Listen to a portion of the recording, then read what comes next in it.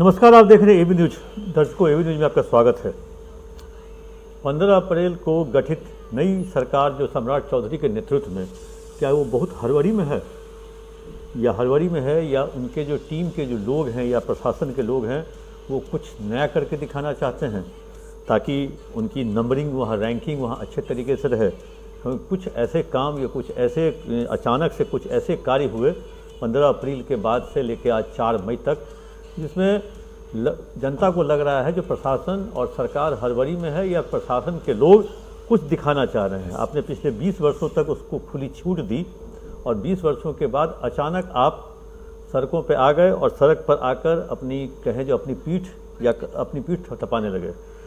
अब जान लीजिए, जिस तरह से गोपालगंज में माननीय पप्पू पांडे के खिलाफ वारंट निकला, रेड हुआ, छापामारी भी हुई, गोपालगंज में हुई, पटना के सरकारी आवास तक पर हुई और उस बाद में उन्होंने बेल ले लिया। ज़मीन माफिया का उन पर आरोप था, वो माफियागिरी तरीके से ज़मीन लोगों का कब्जा करते थे और फिर गोपालगंज के ही लोगों की शिकायत पे उन पर FIR हुआ और उस समय वहाँ के तत्कालीन SP ने साफ तौर पे कहा कि किसी भी माफिया का राज अब नहीं चलेगा। पिछले 20 वर्षों तक वो NDA के ही सरकार में रहे, उसी सरकार के MLA रहे। अचानक से पप्पू पांडे विलेन क्यों हो गए, कैसे हो गए विलेन? अब या तो कुछ उसका पॉलिटिकल कारण भी हो सकता है या कुछ राजनीतिक कारण, या कहें कि प्रशासन अचानक से क्यों जग गई। 20 वर्षों के बाद 2005 से ही वो पप्पू पांडे उर्फ अमरिंदर पांडे NDA के शासन के साथ थे। संदेश देना चाहते हैं कि वो किसी भी गरीब गुरबा और बोनाफाइड मालिक के जमीन को कब्जा करने की कोशिश न करें। उसके बाद एक घटना घटती है 28 अप्रैल को। सुल्तानगंज में कार्यपालक पदाधिकारी की कार्यालय में घुसकर हत्या और नगर परिषद के अध्यक्ष जो है उनको घायल किया जाता है और घायल घटना को अंजाम देने वाला CCTV फुटेज में भी दिखा जाता है और घटना को अंजाम देने वाला जैसे खुद कह रहा हो, आओ मैं यहाँ बैठा हूँ, आके मुझे मार दो, क्योंकि इतने जल्दबाजी में 4 से 6 घंटे के अंदर वो इनकाउंटर हुआ। इनकाउंटर में ढेर हुआ रामधनी यादव और उस इनकाउंटर पे भी उसके परिवार के लोगों ने सवाल उठाए, क्योंकि जिस तरह से उनके परिवार वालों का कहना था जो रामधनी यादव के सारे परिवार को पुलिस ने कस्टडी में ले लिया था या कहीं हिरासत में, लेकिन रामधनी यादव को लगा जो हमारे कारण से उनके घर वाले परेशान हो गए तो उन्होंने थाने में जाके सरेंडर किया। जैसा बेटी और बहू का बयान है, ये हम नहीं कह रहे हैं, ये मीडिया में भी लोग नहीं कह रहे हैं, बेटा बहू और पत्नी जो ये बेटी ये सब कह रही। उसके बाद रामधनी यादव का इनकाउंटर होता है। उसके अगले दिन 29 तारीख को सीमान में आंदर ढाला के पास शाम 6:30 बजे एक्स MLC मनोज सिंह के भांजे और उनके बहनोई का रोड रेज में किसी 2 व्यक्ति के साथ झंझट CCTV फुटेज में है। झंझट होता है, झंझट बात इतनी बढ़ जाती है जो हर्ष सिंह और चंदन सिंह जो कि भांजे हैं और बहनोई हैं, उनकी गोली मार के हत्या कर दी जाती है। हत्यारा भी खुद बैठा हुआ था, कहें जी एक मुंडेर पे खेत के किनारे, कहा आओ गोली मारो, हमको पकड़ो। 6 से 7 घंटे के अंदर वो भी पकड़ा जाता है। हाफ इनकाउंटर, दोनों पैर में गोली लगती है। उसके बाद 29 अप्रैल को ये घटना घटती है। 30 तारीख को हाफ इनकाउंटर होता है और उसी दिन छोटू यादव जो हाफ इनकाउंटर में वो घायल होकर पकड़ा जाता है। 3 मई को उस केस का दूसरा जो आरोपी था वो छोटू यादव, वो पुलिस के हत्थे चढ़ता है। पुलिस उसको घेरती है, जैसा कि पुलिस का इनकाउंटर का कहानी रहता है। बैठे हुए थे, चारों तरफ से दबिश पड़ी, घिरता हुआ छोटू ने पुलिस पर फायरिंग की। पुलिस ने भी जवाबी फायरिंग में छोटू यादव को मार गिराया। ये ठीक है, छोटू यादव भी कोई साधु नहीं था, 25,000 का इनामी था, लेकिन अब पुलिस के अचानक ताबड़तोड़ इनकाउंटर से अब पुलिस के इनकाउंटर पे भी सवालिया निशान उठने लगे हैं। उसके बाद कहें जो हमारे साहब मतलब ठीक से अभी दिल्ली में ही थे, सम्राट जी, मुख्यमंत्री जी, भागलपुर का पुल गिर गया। भागलपुर में एक ऐसा पुल गिरा, ठीक है 2001 में ही बना था, 25 साल हो गया था उसको बने हुए। मेंटेनेंस उसका जिम्मा दिया गया था भागलपुर के PWD डिवीज़न को, उसके इंजीनियर को सस्पेंड कर दिया गया। जैसे कहीं भी हुश ट्रेजेडी होती है तो सबसे पहले गांव में चौकीदार सस्पेंड होता है, कहीं भी थानेदार और कहीं DYSP को सस्पेंड होते आज तक किसी ने नहीं देखा होगा। अभियंता सस्पेंड हो जाते हैं, जो आपने मेंटेनेंस क्यों नहीं किया। 1 महीना पहले जैसा कि उस विभाग के सचिव जो हैं चंद्रशेखर सिंह सूर्य में आनंद फानंद में प्रेस कॉन्फ्रेंस किए, क्योंकि घटना बड़ी थी। घटना अगर समय रहते अगर उसको नहीं किसी ने देखा होता तो कोई बहुत बड़ी घटना हो जाती, क्योंकि पुल बीच में टूटा था और अमूमन रात में या दिन में कभी भी पुल पे लोग बेझिझक गाड़ी बेधड़क चलाते हैं और अचानक सामने खाई सा दिखता तो शायद कोई लोग रोक भी नहीं पाते, कुछ लोग गंगा में समाधि भी ले लेते।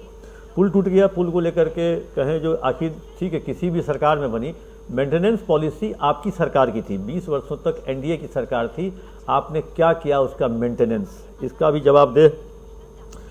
उसके बाद कहें जो भागलपुर के पुल के साथ साथ एक प्रॉब्लम हो, समस्या हो, कांटों से भरा ताज है। अब सोच रहे होंगे जो नीतीश कुमार जी किस तरह से शासन चलाते थे, जब इस तरह का शासन उन्हें मिला है 15 ही दिन में, उन्हें कहें जो एक तरह से 2020 मैच जिस तरह से 20 ओवर में रन मारने होते हैं और अतीसी पारी खेली जाती है, तो ये 15 दिन का जो इनका बैटिंग है, ये कहें जो एक तरह से इतनी सारी घटनाएं। उसके बाद IAS IPS भी बिहार छोड़ रहे हैं, अचानक से 12-14 IAS IPS मिलके सारे बिहार छोड़ दिए। आखिर क्या हुआ? ठीक है, बिहार से भी कुछ लोग अभी आए थे भ्रमण करने, जिनको बिहार में अभी समायोजन किया जाना है। वैसे IAS इस बीच में घूमकर बिहार से बाहर गए हैं और वैसे आने की उनकी संभावना भी है और वो अभी सरकार के पसंद के भी हैं।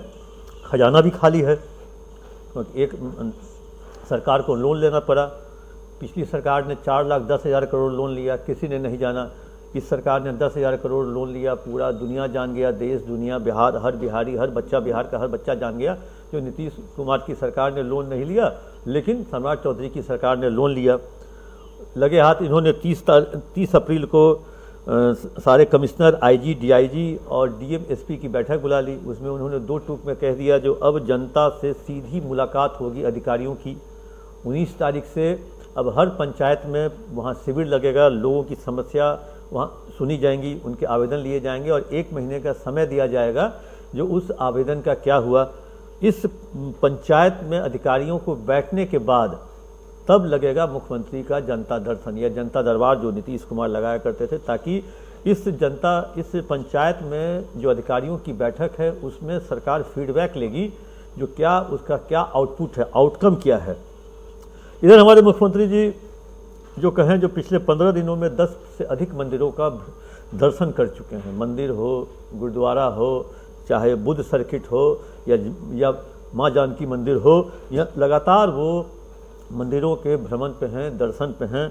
अब आम जनता में एक ये जा रही है जो बात, जो क्या मनौती पूरा करने के लिए ये मंदिर में दर्शन करने जा रहे हैं या अपनी जो सांस्कृतिक छवि को मजबूत करने के लिए इनका मंदिरों का दर्शन जारी है। 15 को राजवंशी नगर मंदिर, 16 को गुरुद्वारा, 18 को सोनपुर, 19 को देवघर, 25 को सीतामढ़ी पनोरा धाम, 26 को बांका, 28 को छोटी पटन देवी, बड़ी पटन देवी, जल्ला हनुमान जी, 1 मई को विष्णुपद, 3 मई को महावीर मंदिर। और कहें जो ये मंदिरों का इनका सिलसिला है। अब मंदिर एक तरफ सरकार को कहें और कैबिनेट का गठन हुआ नहीं है।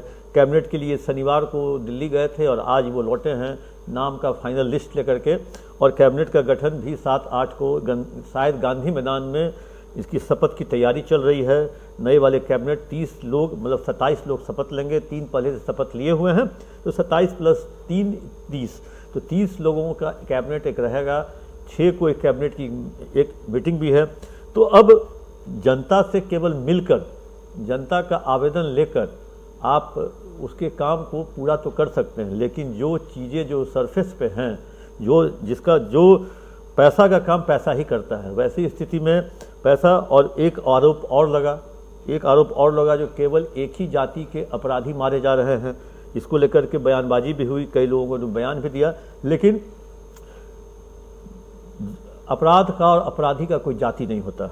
और इसको लेकर के अचानक से, क्योंकि तीनों इत्तफाकन जो मारे गए अपराधी वो एक ही जाति की बिरादरी के आते हैं, तो वैसी स्थिति में अब जो है ये 1 महीना अब हो जाएगा 10 दिन के बाद। आज 4 तारीख है, 15 अप्रैल को सरकार ने शपथ ग्रहण किया था। तो वैसी स्थिति में अब सरकार को अपने आप कांटों से भरा ताज मिला है या अचानक से इसको कहें जो ये जो नई जो सरकार बनी उसके साथ ही यह समस्याएं अचानक से आ गई। अब देखना है कैबिनेट के गठन के बाद कितनी मर्मरिंग रहेगी बीजेपी के अंदर और जेडीयू के अंदर, क्योंकि अब बंगाल और असम चुनाव के बाद ये हो गया साबित, जो बंगाल और असम में भी दूसरे दल से आए हुए जो बीजेपी में शामिल हुए वो अब मुख्यमंत्री बन गए। इससे पहले सम्राट चौधरी का ही केवल नाम था जो दूसरे दल से आने वाले लोगों को यहाँ पर सीएम बनाया गया। अब इनके साथ 2 और लोग जुट गए हैं असम और बंगाल में। देखना है जो सम्राट चौधरी के आगे की पारी किस तरह से है, केक वॉक है कि कांटों से भरा ताज है। दर्शकों, आपके साथ हम भी देखेंगे, लगातार हमारी नज़र सरकार के कामकाज और इसके ब्यूरोक्रेसी सिस्टम पर रहती है, लेकिन नज़र आपके साथ मेरी भी रहेगी। तब तक दीजिए इजाज़त। आप अपना कमेंट बॉक्स में ज़रूर दें।